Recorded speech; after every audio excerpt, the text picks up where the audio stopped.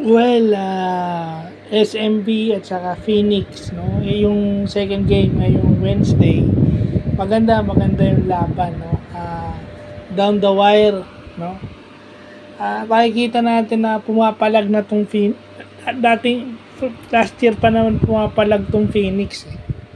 Pero ang evident dito sa San Miguel, ito yung mga player na marunong talagang manalo. Sipin nyo, first quarter, hindi nila ginamit yung usual small forward nila. Even si Marcio, I don't even see Marcio played in this game. Baka pinagpapahinga si Marcio o may injury. But nagsimula sila with Jericho Cruz, si TR7 at saka si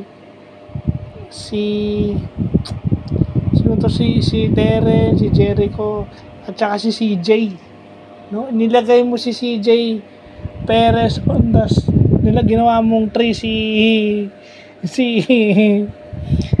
CJ Perez and then si Junmar and then yung import. So anong nagagawa nung lineup na yun? Wala kang pwedeng bitawan dun, no? It forces double teams. It forces na may clag, no? Magkaklag ka kasi yung mga players na yon, it's either magkaklag ka pag dumadrive yun or lulutang ka ng konti, sosona ka ng konti dahil nandun si Terence at saka si Jericho. So, ang ginawa ni Coach George Gallant doon, pinag-iisip niya si Coach Jamay kung ikaklag ko dahil scorer itong si Jericho Cruz tsaka to si Terence eh. Papadriving ko ba to o patitirahin ko ng 3-point shot na alam kong parehong delikado, no?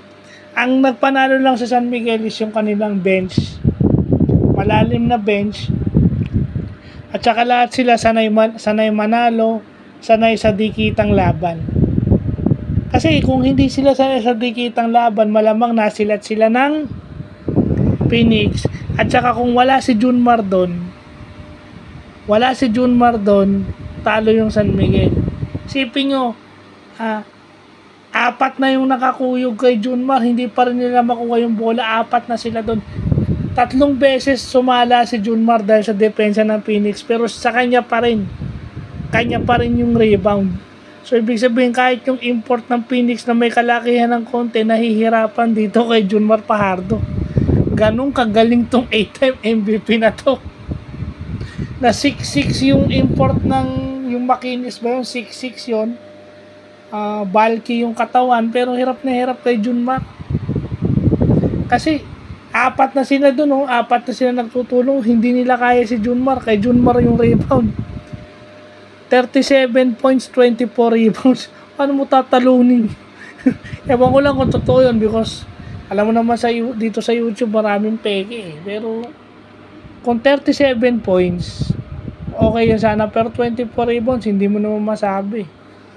Pero if ever totoo yun, isa yun sa dahilan bakit nanalo yung San Miguel in a close game.